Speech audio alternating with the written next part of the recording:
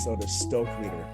I have the privilege of speaking with Norman Brown today. Now, normally we would have a Karch on the phone, but he got called into some kind of crazy meeting. But that means I get to speak with Norman all by myself, and this is going to be fun. So, Norman, thanks for joining us.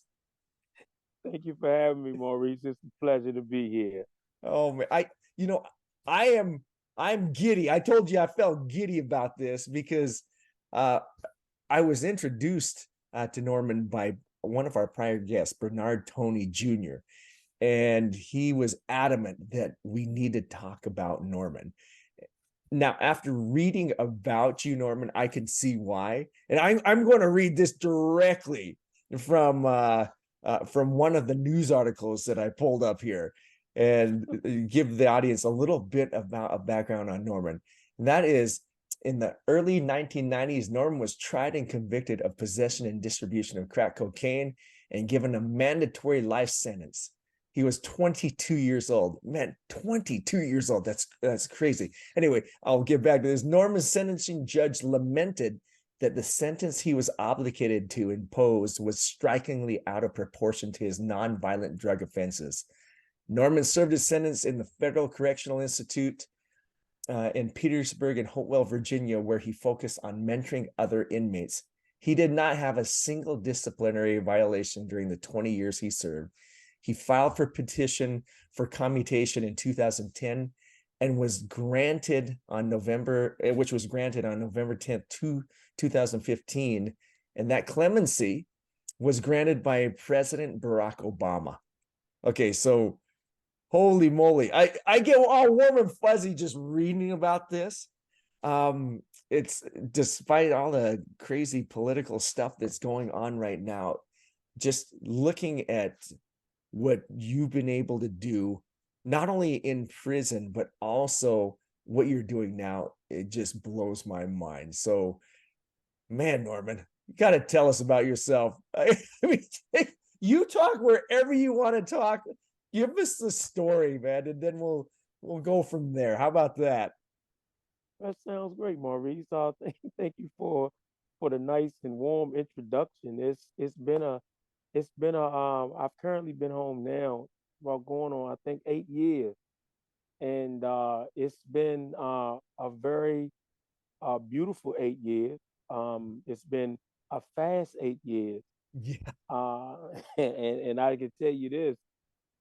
There was many years that I sat in prison, and you could see the time clicking, just like and you can see yourself growing older while Yeah. you were in there. And time moves pretty quick when you are incarcerated and you're doing the things that you should be doing, and you're not allowing time to do you. You are doing the time. So been out here, been pretty fun and been very excited. And I met some wonderful people like Dr. Tony, and now I'm getting a chance to meet you because I follow you on LinkedIn, and I see all the wonderful energy that you put out and all the wonderful people that you met throughout your tenure of doing this. So man, thank you for having me, and it's been a joy.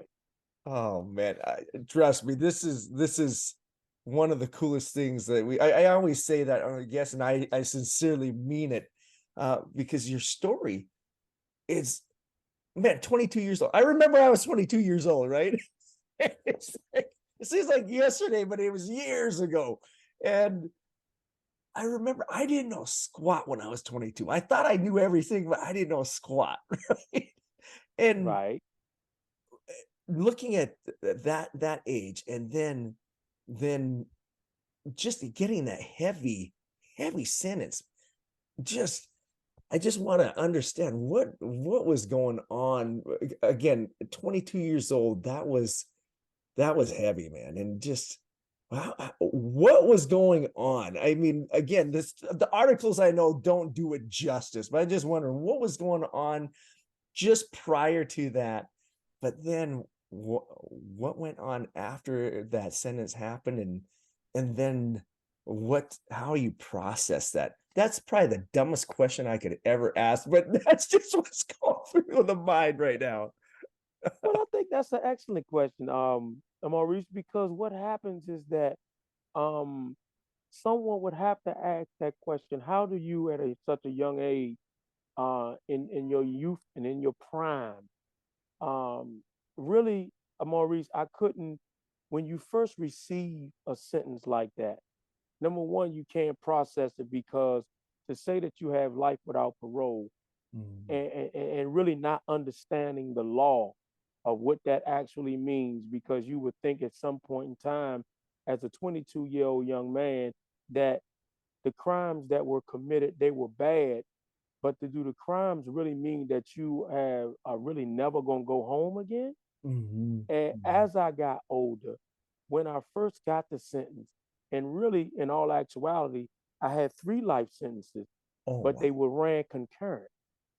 Wow. And by them being ran concurrent, that means that if you stack them on top of each other, the 1 life would be just as equal as the 3 life sentence.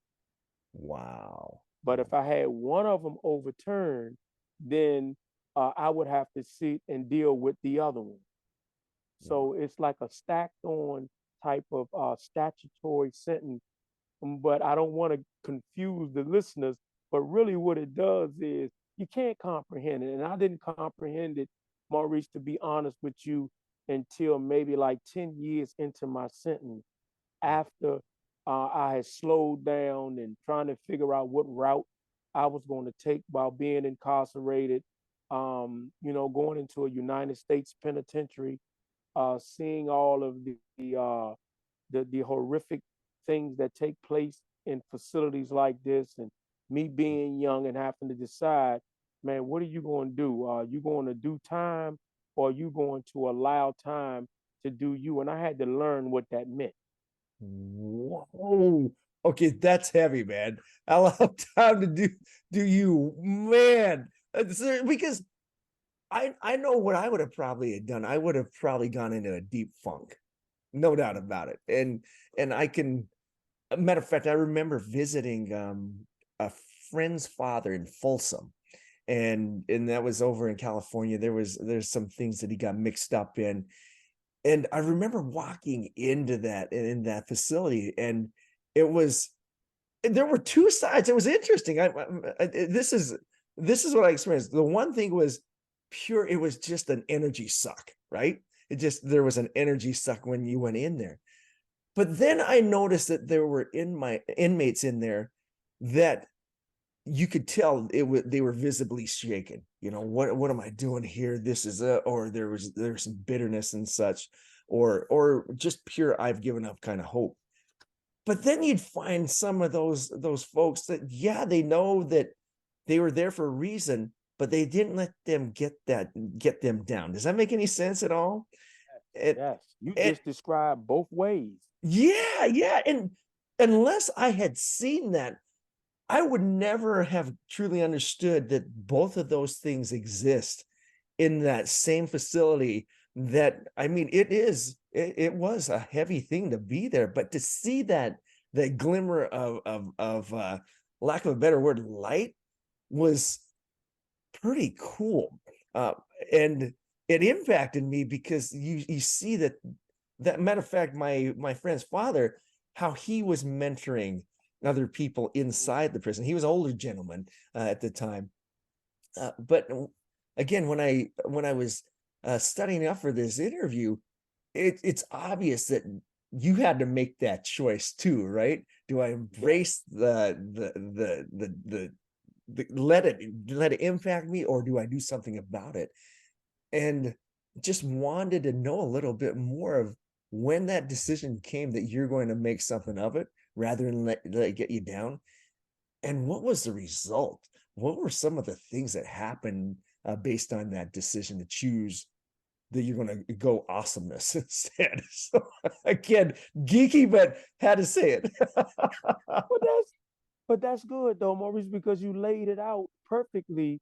Because to go in at 22 and to still be young and trying to figure out, okay, I go in here in this hostile environment. Now, what am I do? Am I going to be prey for someone to maybe vanish take me?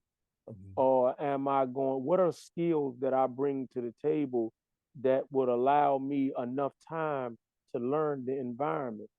And what my skill set was I was an athlete. And when Mhm. I went in, I got involved in a lot of sports, and that's really big when you're incarcerated because of the level of entertainment, the Yeah. level of things. You stay fit, and you can get, and people take a liking to you when you are able to perform well in Mhm. your athletic ability. So it took me about maybe about a good 10 years because I was young Yeah. and I had that kind of energy, Maurice, to go out and play baseball and football, and I was a coach when I was on the street. So Mm. when I went in, I coached and I played and those things by the time I got 30, maybe about a good 7 to 8 years in, Yeah. that's when I started seeing like my mom and my dad coming to visit me and be mindful. I had the mother of my child was pregnant when I got arrested. Oh man. Okay. So Wow. my daughter wasn't born at that time. So when maybe like 8 or 9 months after I came in, my daughter was born. So to see my daughter coming through my mom and through her mother at that time Yeah. to visit me, and I started seeing people getting older and older and older. Mhm. I said, this is serious. Yeah. And I met older guys that was in prison for a long time, and they were saying, man, what kind of time you got? And I told them, they was like, hold up, I understand you want to play sports, but Yeah. it's time for us to learn how can you get back in court. Wow. Wow. So they were acting as your mentors, man. They were going, Yes. "L- let's look at the stuff that's going instead of the well, again, going back to your youth, it's easy to think I'm going to be healthy for a daggum long time here, man, right? Hmm. Yes. And what you just said resonated because I got a bone on bone knee evaluation last week. Like, what? I got one too, You, Maurice.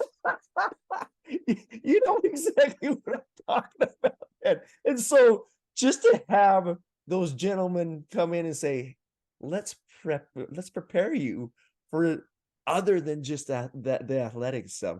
What kind of switch went on after you had those discussions? What were some of the things that you started to um put into place?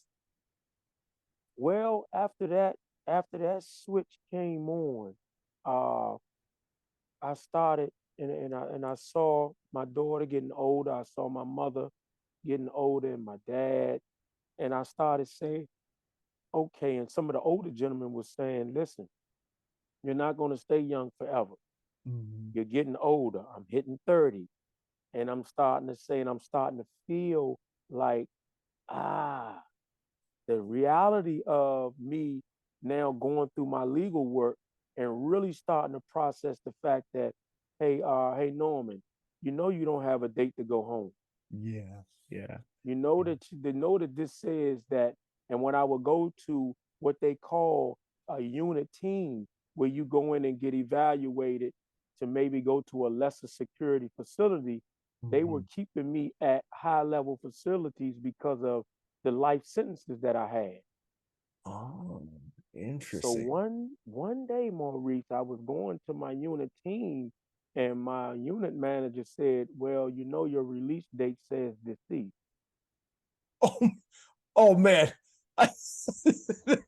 That would have been wow. I've never heard that part. You hear life, but deceased. That's wow. I mean, I'm looking at it on your Yeah. face too. That hit you about the same way it just hit me.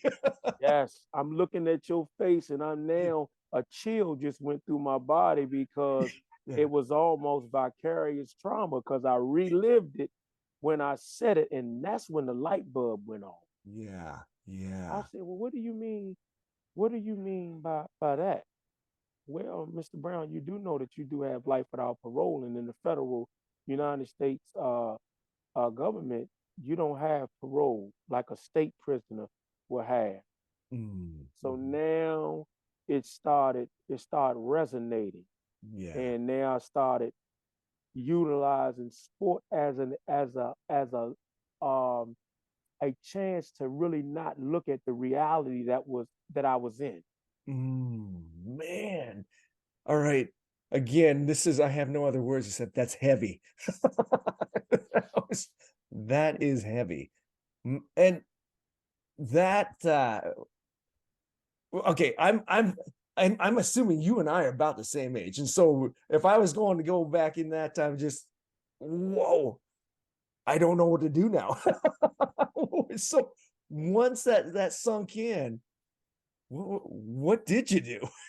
What did you do? Well, I started trying to learn the law. Mhm. I started trying to look back over the volumes of transcripts that I had, and I tried to figure out with what they call jailhouse lawyers, which were very, very, very good Right. at their craft, because to be incarcerated, all you really have time to do is be into whatever craft that you're into. And they Mm. were beginning to show me how to use the legal books and what this meant, and started asking me questions and working with me and really informing me on what my next steps would be that had something to do with regaining my freedom. Wow. So Mm. I started studying law a lot more. I started utilizing my time a lot more.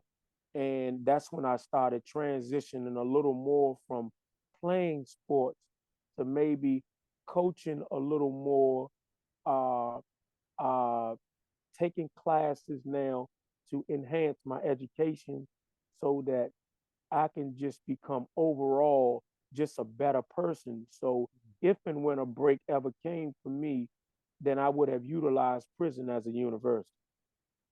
You know, what's so cool about that whole thing is that you started with you first, right? You took those by this time you're in prison almost a decade, and then it was just I gotta work on myself, man.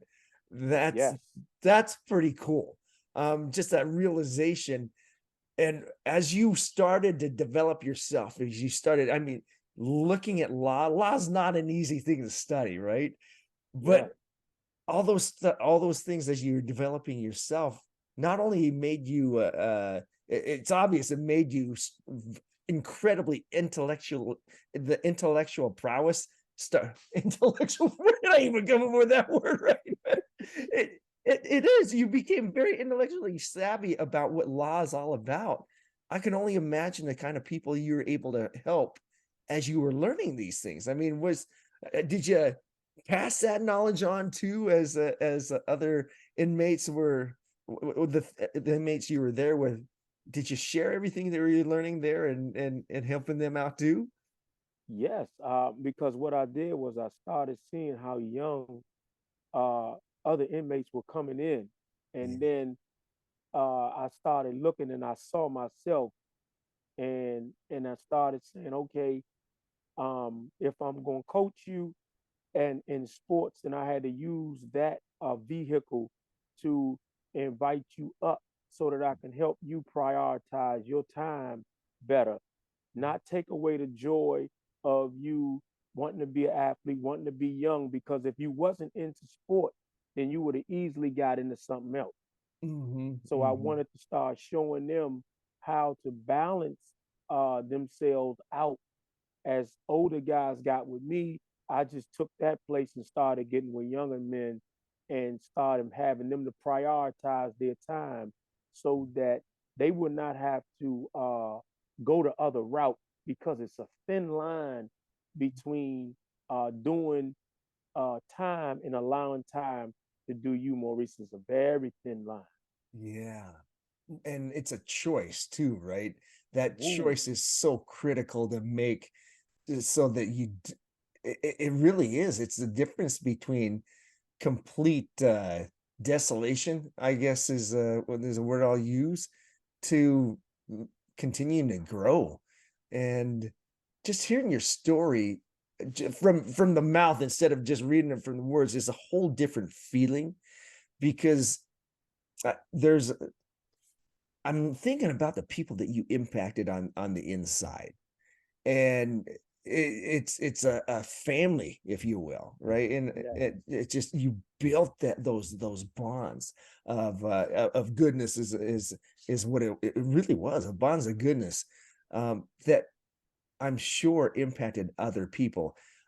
There was another piece of literature or article that I read, that you started something called the Young Men's Empowerment Group, and I think, and this is probably what went on, and you saw it. It highlighted the fact that even after people left prison, they would get back to you and say, "Oh, I don't know how to tell you, but you helped me in a way I can't even tell you." And that had to make you feel pumped, right? Just what what were some of those conversations like? What are some of those letters? I mean, seeing when they first got in there and just going, what the heck is going on, to the time that they were released, but knowing that you had an impact, man, tell me what that was like. I need to feel that. Well, Maurice, that was one of the highlights, and it made me feel better because of my mishaps and my young ignorance of selling drugs in the community, and the impact that it had on other people, that I felt that I needed to give back once I lined myself up and really redirected myself and really saw my value and Mhm. how I could help people. I began, because my mother was a school teacher.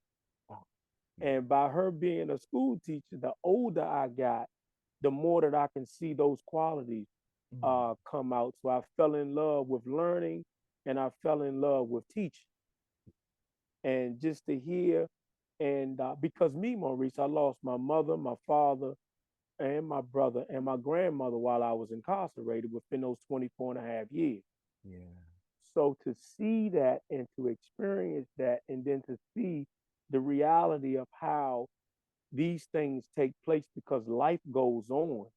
And when life goes on while we're in prison, and I would see people lose people uh, and really be on the brink of falling apart, Yeah. and to come in from my own tragic situations, how I was able to recover from that by God's help, then I was able to help other people when they saw me strong, and I would be strong with them, and they would write me back when they get out. And even today, uh, Maurice, I have worked with so many people that they would see me in the streets of Washington, D.C., and be like, hey, brother Norman, how you doing, man? And they could be with their wives or somebody, or their girlfriends or significant other, and be like, "This my man here. Man, I don't know what I would have done if he wasn't in there, man. He kept me going. He kept me out of trouble." And I'd be like, "Wow, I didn't know that I had that kind of impact on people's lives." And it's really spiritually food for me, and it's awesome when I hear that. I felt like that goosebump effect when you tell that story, right? Your energy just went over here. I can't help but be happy for you, man. Well, thank you. It's amazing how I see it. And sometimes I'll get a letter, or when I was still in, I would get letters, man, thank you. Man, do you need anything? Man, I miss you. And I'm like, when I would see guys and they would leave and they'd be like, Norman, man, you don't supposed to be in here. I say, well, I'm supposed to be wherever God has me at. And until I can get free, then let me live through you. Go do what we said you were going to do, and let me live through you until I catch my break. Yeah, And those are the things that inspired me and kept me going. man, you said something right right before that electrical thing, that goosebump effect, right? And that is, I found my own value. And when you saw the value in yourself, and then the value that you could bring to the table, it's interesting that you said that, because there's so many there's so many people they'll start from the outside in instead of from the inside out. Does that make sense at all? Yes, It, yes. and it's like externally. I want this. I want to be like them. I want to be, and it sounds like there was a point when you're finding your value that you understood the value that you brought to the table. You understood that you were in it as an individual were valuable, and because of that recognition that you did something about that. Am I off on that, or is No, you're spot on. it, Maurice, you're right on it. Because what happens is you can, in prison and in settings like that, yeah, if you try to work with everybody else right. rather than working with yourself, then you can lose yourself in there. That Mm-hmm. value comes from you learning and becoming better and becoming mental, because prison is really about your mental stability and strength. Yeah, And if I realized, I said, I have to be able to keep it together myself, because if I can keep it together myself, my mom would see it, my daughter would see it, my father would see it, and then I can take the worry off of them by yeah, them knowing that when they come see me, I got it together. And then after a while, I just I just fell in love with the new me. And when yeah. I fell in love with the new me, it was all that was all I needed. That is some powerful stuff, man. I mean, it really is incredibly powerful. Just you just made me a better person. And I need all the help I could get, man, because that statement of finding my own value, it's so often people forget how valuable they truly are. And quite frankly, they don't think they deserve to be valued. That's what drives me crazy sometimes, right? And when you would see that um in prison or even outside of prison, how do you help people to understand the value that they bring to the table? Well, Maurice, I think that what's very important that I learned is that people don't understand that they have a very unique gift. Yeah, All of us do. yeah, And when we begin to know that there's not one snowflake that's alike, there's not one fingerprint that is alike, and that means to tell each and every last one of us that I have a fingerprint that don't nobody else in this world have. right, I right, have a gift that God had gave me, yeah, and you got a gift. We just have to find it. And once we find it and you locate it and you can nurture it and yeah, you can build it, then you will find a whole level of joy with yourself. And you got that. We yeah. just got to find out where it's at. Oh my goodness. I want to jump out of this chair and freaking go and virtual high five, man. It, it's so, you never know what to expect in the course of the interview, but just the fact that my heart rate is going because I'm so amped right now is it's very telling of the kind of individual you are. Oh my goodness gracious. So we talked about all these different things that you learned in prison about the development of the family. Now let's get to you study all this law, and then you put in for clemency, right? What was that like? I mean, did you even know what you were getting yourself into? And then so take us through what you're studying and then applying, but then getting the call. Ooh. And now we getting right to the nitty gritty, Maurice. Hey man, listen, I was like a drowning man reaching for a spider web. You know Mm, how frail that spider web is, it will yeah. break on you. Oh yeah, yeah, yeah, So I have no more pills. I have the Supreme Court had turned me down, and I met a buddy of mine who was maybe like on his 40th year, and he was very sharp in law, and he introduced me to the clemency and the pardon process. This was in 2002, 2002. So uh, he said, man, listen, it ain't over, man. Let's try this. This is what this process is for. And by that time, Maurice, I really was like, all right, well, I don't have nothing to lose. Yeah. Let's try it out. Right. So I filled out my first clemency, didn't have an idea or a clue of what I was doing, but he did. So he helped me with it. And after we got that process in the mail and sent all out, it was like in 2000, maybe 2005, I got a letter back in the mail denying my first clemency. I had Yeah. really, Maurice said it took so long, I Yeah. had forgot I had even applied for it.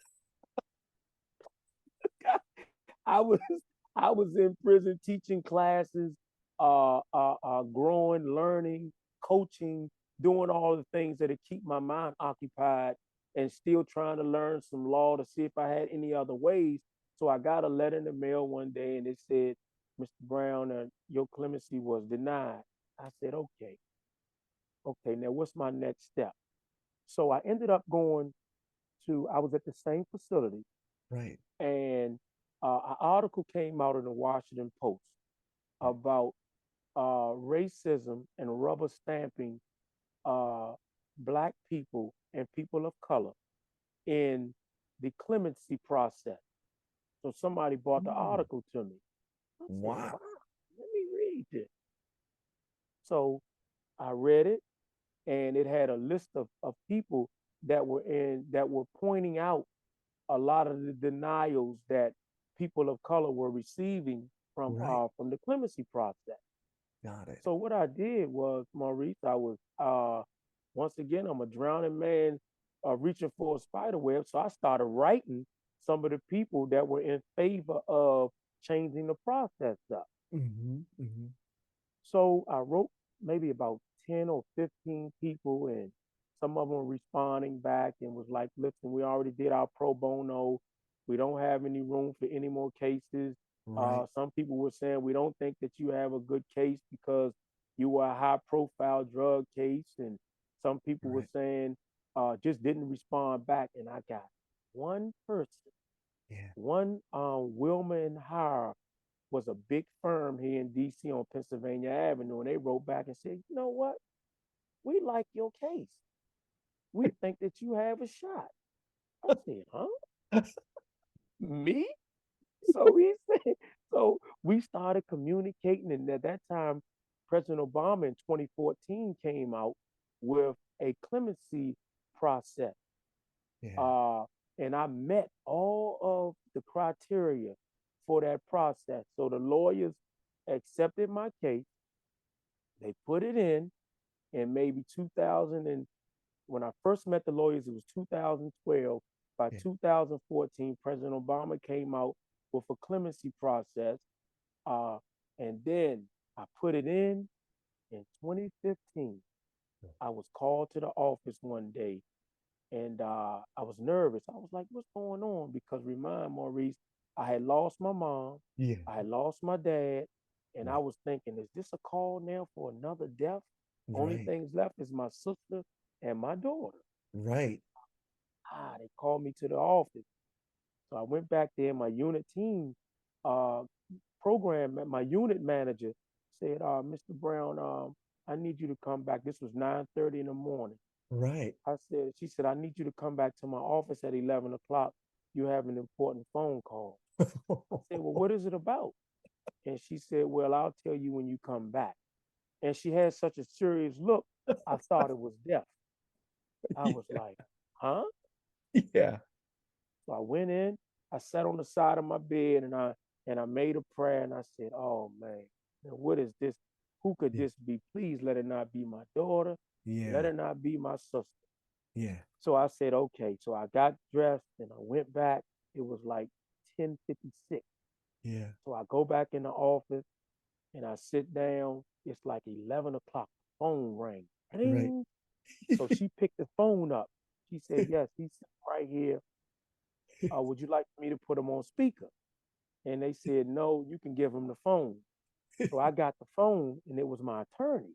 Right. Hello? And they said, hey, Mr. Brown. I said, how you doing, Mr. Ogden? My attorney was David Yeah. Ogden, my Yeah. head attorney. So he said, how you doing? I said, I'm doing fine. And he said, well, I have some news from you on your clemency. So I thought it was a denial because I've been r- hit so many times. Yeah. And Yeah. I said, yes. I said, what's going on, Mr. Ogden? He said, call me Dave Norman. I said, okay, what's going on, Dave? And he said, well, I just like to inform you that President Obama has accepted your clemency. I said, my unit manager is doing exactly what you're doing now, laughing. I said, what do you mean has accepted my clemency? Yeah. He said that he has granted your clemency and that he has granted you to leave the Bureau of Prisons November the 10th, 2015. Oh I man. said, I said, so I had to sit up in the chair, Maurice, and this was July the Right. 15th when I got the information. Right. I said, wait a minute, I need you to explain what you're saying to me Yeah. because now, Maurice, I'm going for 3 life sentences, Yeah. 24 and a half years Right. to almost immediate release. Oh man. Do you hear me? That I said, what are you saying? I just keep needing clarity. I said, right. so you telling me that I get out of prison in November? And they said yes. And I had like 4 attorneys and all of them in there, congratulations. And I was done. You know, that your face when you were initially told that, even now 8 years later, I'm watching this on the screen, it's like you captured it perfectly.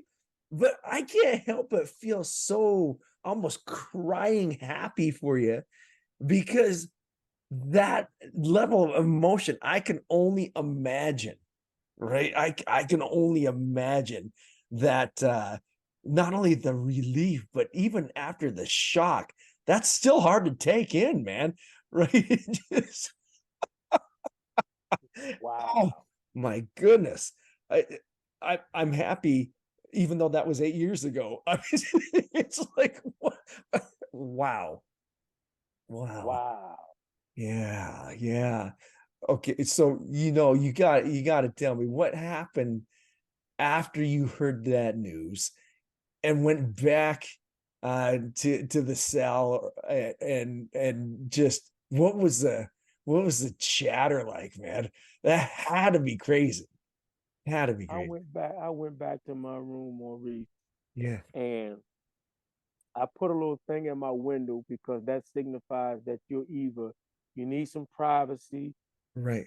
or something. So I sat on the side of the bed and I didn't know if I was gonna cry, Yeah. yell, was it real? Was I dreaming? I was pinching myself. I Yeah. was, man, is this really real? So I Yeah. sat on the bed and I was doing things to make sure that I wasn't dreaming. Yeah. Yeah. So I sat there for a minute and then nobody knows but me and my unit manager. So I come out, it's like 12 o'clock and CNN is on. So when CNN is on and President Obama announces his clemency, it's at the bottom ticker on the screen. So I walk up and it says that President Obama has just announced his clemency uh for this year. And I went and I looked at the bottom of the ticker and I saw my name. I said, and nobody's really paying it no mind because everybody's at work or in school, Right. and it's only like a few people in the dormitory. And I saw it, but when that lunchtime came, it was other people that was looking at CNN too. They ran down to my unit. Hey, brother Norman, I saw your name. Did you see it on there? You get ready to get out. Brother Norman, President Obama granted your clemency. The whole afternoon. I supposed to went and referee games in Yeah. basketball. I'm out there, and I mean, it was the whole compound was like, man, we so happy for you, man. We Oh, gonna miss you. We don't know if we're gonna cry, if we're gonna be joyful. Cause, yeah. and I was like, Maurice, this is it's and they got me out of there within. I learned of it on July the 15th. Do Right. you know that the warden had them to find me a space in DC, Washington, D.C. halfway house in 15 days? Wow, I man. got out July the 30th. Wow. In 15 days, my life had did a 360-degree turn. Wow. That's nuts. And it's nuts for a couple reasons, man. Just to know how happy all those individuals were for you getting out just goes to show the fact that you did them good. And that's a big daggum deal when it comes to a, a place where people are incarcerated for, right? It gave them a big thing of joy, but understanding where that joy came from, it's because you gave of yourself to them. And that's, to me, that is a testament of the kind of individual you are, because they were so stoked for you, man. I mean, that's, you know, I look at that, and that's your family for almost 24 years now, right? That's Wow. okay. Well, that had to be tough too. At the same time, I mean, heck yeah, I'm pumped to get out, but that had to be hard to leave that extended family behind too. I mean, am I off on that? I mean, heck yeah, I'm leaving prison, but what was it like leaving that population? Well, if we did the math, just imagine I came in at 22. Yeah, So I spent more than half of my life in prison. yeah, So to go through all of the ups and downs and to have those brothers in there to yeah, be able to comfort you when you were at your lowest yeah, and to be able to celebrate you when you was at your highest, winning games and all of the things and having wonderful programs while you were in there, yeah, it becomes a family. yeah. And then to say that I will maybe never see a lot of them again was like Mm, walking away from your family. And mm, it had its bittersweet to it, right, because I knew that um, people counted on me a lot to help them through a lot of tough situations. right. And I had to overcome the feeling of grief to say now who's going to help you because you trust me. Yeah, And I was like, Norman, but that's really not, you done your part, yeah, evidently.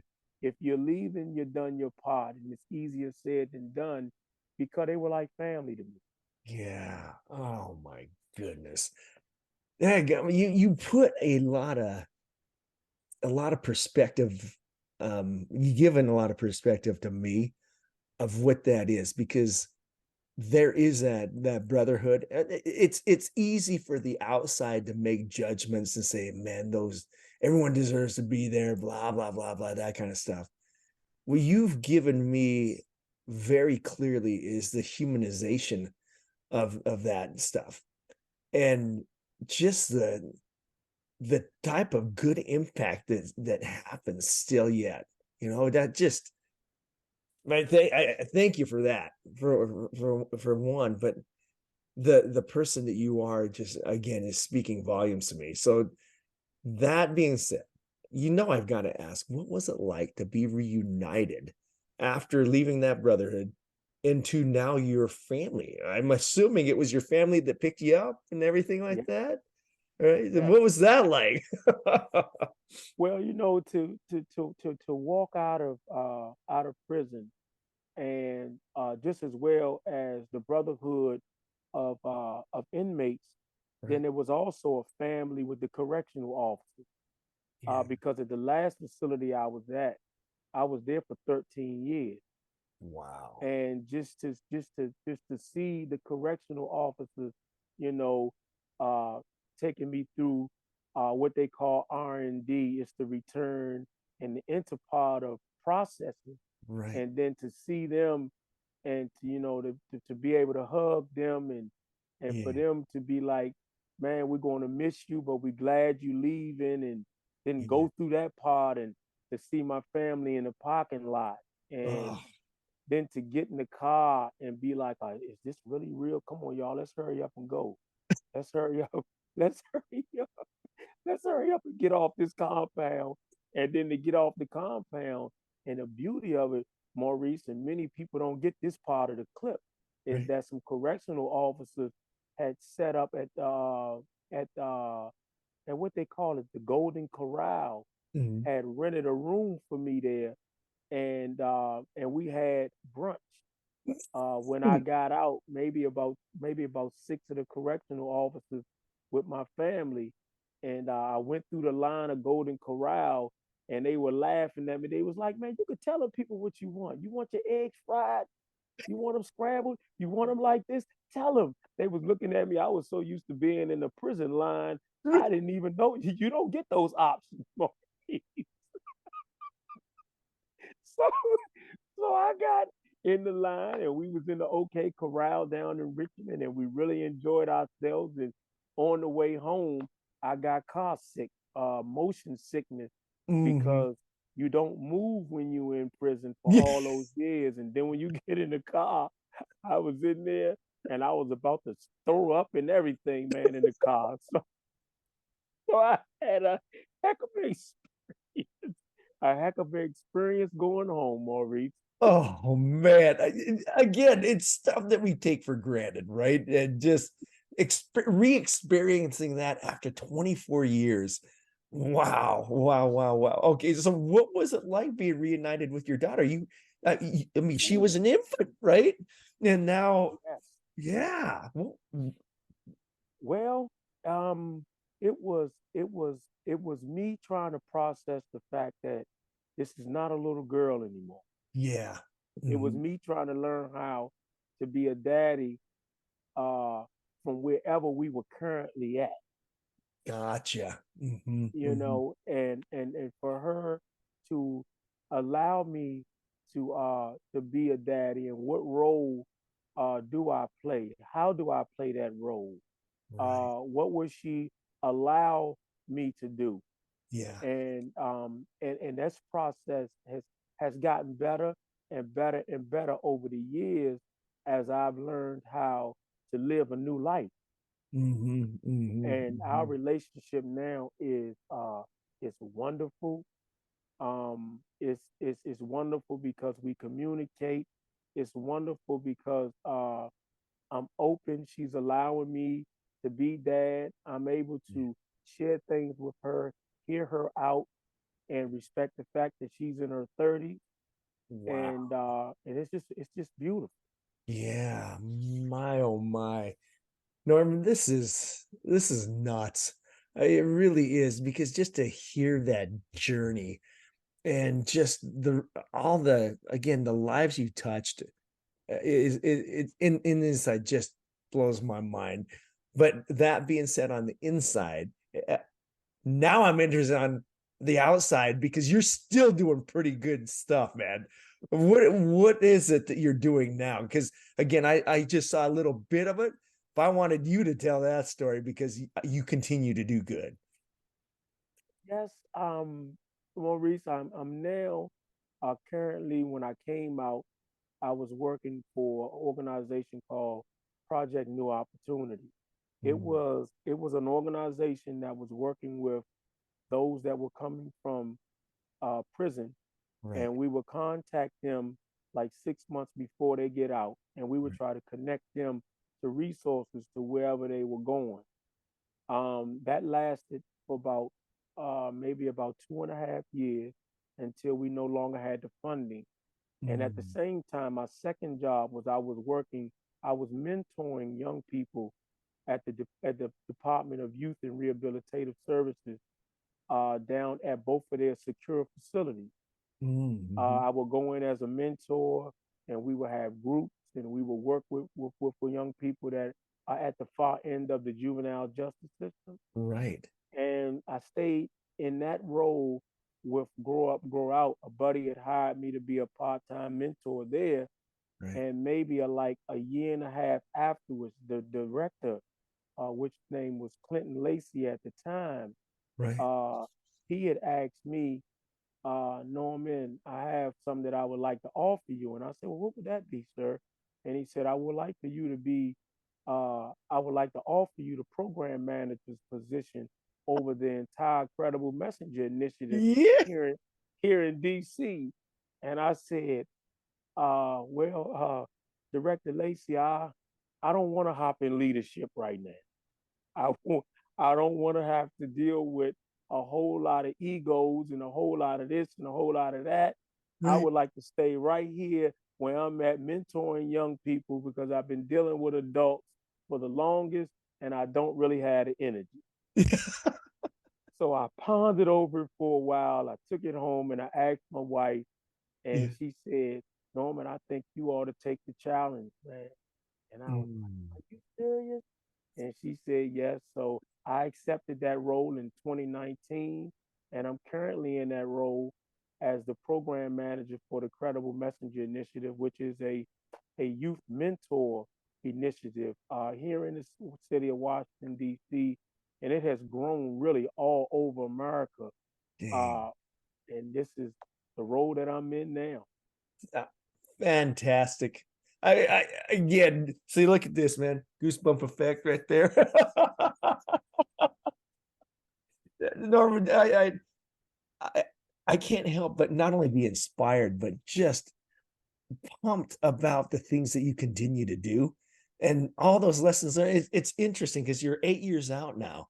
And in those 8 years, it's amazing to see the trajectory of the people that Norman has helped and continue to help. And it's, I mean, you spoke a little bit about of making prayers and such, and it's obvious that in a crazy way they've been answered because you continue to influence lives in such a positive fashion.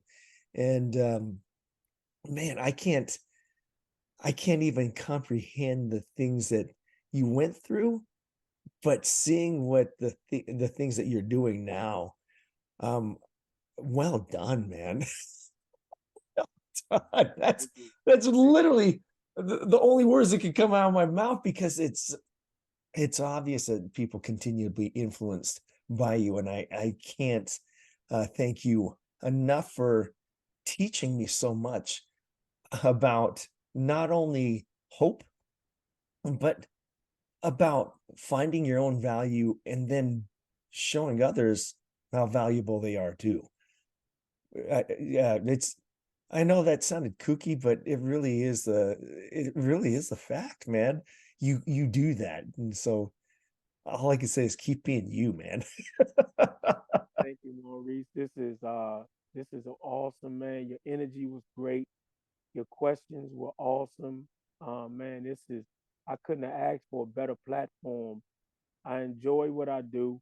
Um, I have to just get into my my own little thing because I love to motivate people. Uh, Yeah. I just have to start getting out there and and try to let my light shine as much as I possibly can because we living in some real tough times and we need we need it to inspire one another as much as we possibly can and to let people know their value and how important they are and how valuable they are to society. And Yeah. I enjoy doing that. And you with your wonderful platform and your energy, man, you are awesome. And I so glad that Dr. Bernard connected us, man. And I'm very grateful. I am as well, man. Thank you. And I look forward to another interview with you at some time down in the future.